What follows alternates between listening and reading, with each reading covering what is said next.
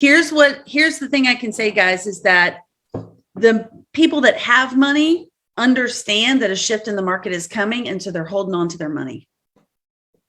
Because when you have cash and the market shifts and it switches, guess who's in the position to take advantage of that, of the market shifting?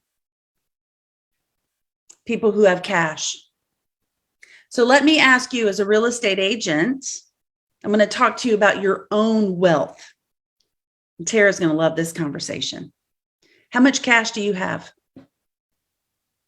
You are in the catbird seat to take advantage of a shift in the market, to buy an investment property, to get leverage in that area. And it's not going to happen tomorrow, but all of the indicators are there that the market is shifting. And by, mid to late 2023, based on what the economists are saying, we could see rises in, actually by the end of this year, rises in foreclosures, but talking about everything that's happening in the world. And so I want to know for you, let's get back to this conversation. One, what is your freedom number?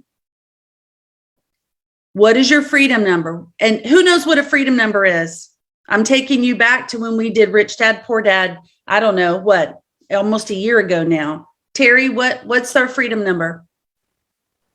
If I'm remembering correctly, the freedom number is the number that you have saved up in your bank account where you just don't even have to worry about anything. You just live off the interest or any passive income that comes in, and you don't have to lift a finger. You just have the money to do what you want to do.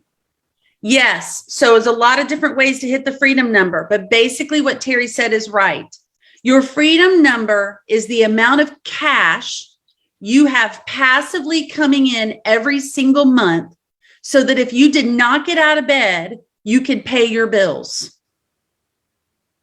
Now, whether that's coming from the bank, whether that's coming from rentals, whether that's coming from investments, whatever it is, if your monthly debt is 6,000, I don't know, I'm just pulling a number out, 6,000, then you have enough passively coming in every single month to cover all your bills. So you don't have to work. So here's the question I want to ask you. In the miracle market that we've been in the last 2 years, how much have you put aside so that you are positioned to capitalize on a shifting market? Because you're in the catbird seat. The question you should ask yourself every time you take a listing is what? Tara's like, thumbs up. The question you should ask yourself is, should I buy this listing? Should I buy this listing? Right?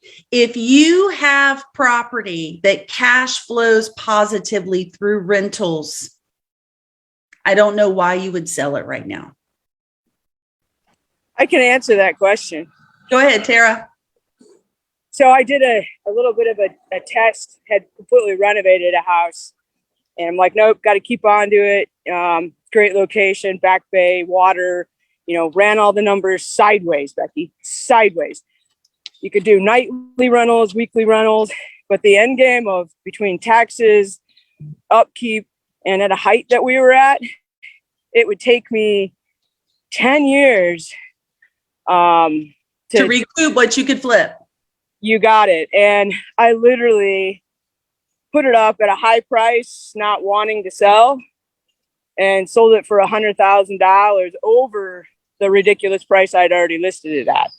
So, I don't know about that one. So what I'm hearing you say is if you look at what you've got in it and you look at what you could rent it for a year, how long, what I'm hearing you say is if you could sell it for such a price, right, that even for 10 years you could make more money on it, but you could be disciplined enough to take that money and put it into something else, right? Yeah. Then right. It's a decision to flip. Yeah. But if you have a property that, you could sell it, but maybe you would only make 30, 40, 50 on it, or maybe you'd make 80 on it, you might consider keeping it as a rental if it's cash flow positive for the rest of your life, right? Yep. That's I'm actually going after the listings that they are renting them and then giving the example of what I just did. Said, okay, yeah, I understand you're getting that kind of money, but are you looking at real numbers too? Like, what are you paying, the company to manage it, the cleaners, the taxes, the upkeep, and we're getting stupid money right now. Why not take it and in 2 years, go ahead and buy your rental properties back? So that's what I'm doing right now. I mean, I'll let you know the results because I'm only on like week 4 of it. Yeah. But that's awesome. I love that, Tara. So here's what Tara's saying is you've got to do an analysis of what's going to be right for you. And yet at the end of the day, cash is king, right? So do you have the cash position to take advantage of the market if it were to begin shifting? And so if you have something that you can rent out, you have to look at what your position is on that and what your cash flow is on that. And if you can sell it for X, can you reinvest it into X and hold on to the money? Fennig team says they're in the same situation. So here's what I want to do. I want to advise you to do. It's 9:02 and we know we have to get off. But I want you to go back now that we're in looking at kind of a shifting market that's happening. I want you to go back. And if you have property that you're currently renting out, do the analysis, the proper analysis on it to say, okay, if I were to sell it today, here's what I would make. Or if the market were to retract 25%, here's what I would make. But yet here's what I can make on a monthly rental if I hold on to that home 30 year, retirement, 20, 25 years retirement, whichever it is, you have to make a decision whether you flip or hold. But now is the time to start looking at your investments and seeing what's going on, what's going on in the market, where are things headed, and what decisions should I make around that? And then the second thing is your own cash position. Are you in a position to take advantage of a shifting market as a real estate agent? And if you're not, who do you know that has cash that you could join forces with? And if you found an incredible property, you could take advantage of it. The reason I'm putting these little bit of tidbits in your ear is this, guys, is that we're seeing the market shift, and any great investor understands that anytime the market shifts, there is an opportunity. There is an opportunity, and everyone's opportunity is going to be different. So what I'd love for you guys to do is pull out your tried and true old Robert Kiyosaki, Rich Dad, Poor Dad, and go back to it. Go back to it. Go back to the Millionaire Real Estate Investor, and start looking at that, because there's going to be opportunity in the market over the next 12 to 18 months. And I'd love for you guys to be in a position to win, because we are seeing that luxury market start to adjust. And that's just usually the first part of it.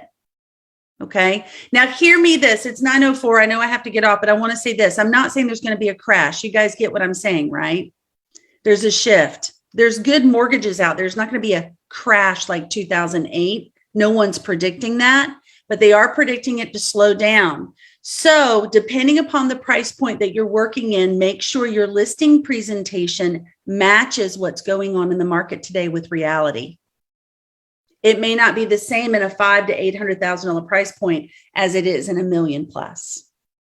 Okay. I know I see people thinking. People are like thinking. So get on Market Watch, educate yourself, jump on Inman.com, get on MarketWatch.com, jump on Reuters.com, Reuters, Forbes, educate yourself on what's going on in the market today and what the economists are seeing. There was a lot of articles that went out yesterday because it seems this shift is just kind of starting to take root. So educate yourself on what's going on so you can educate your clients. Love you guys. I'll see you tomorrow. Bye.